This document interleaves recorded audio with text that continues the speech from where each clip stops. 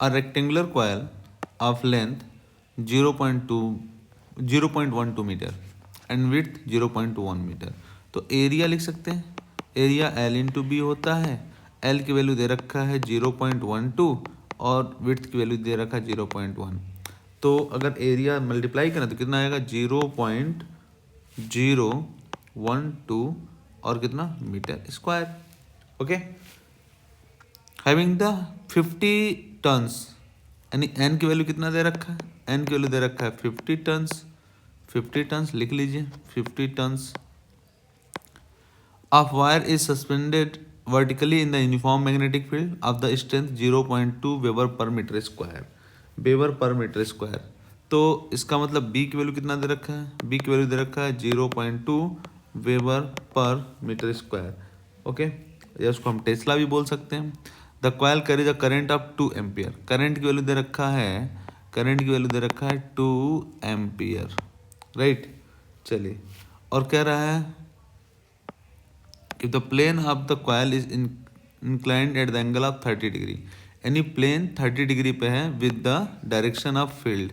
Okay, field से कितने degree पे, 30 डिग्री पे प्लेन है।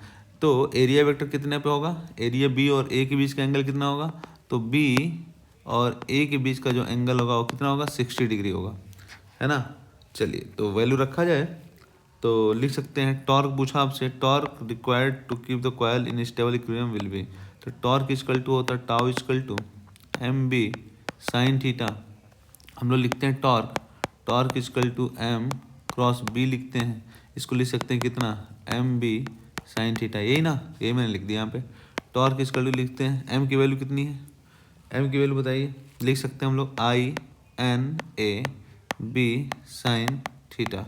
आई की वैल्यू कितनी है, रखा जाए 2, एन की वैल्यू कितनी है 50, एरिया की वैल्यू कितनी है 0.012 एंड बी की वैल्यू कितनी है 0.2 और साइन 60 डिग्री, जिसकी वैल्यू कितनी है √3/2, 2 इंटू 50 इंटू 0.012 इंटू 0.2 इंटू कितना √3/2।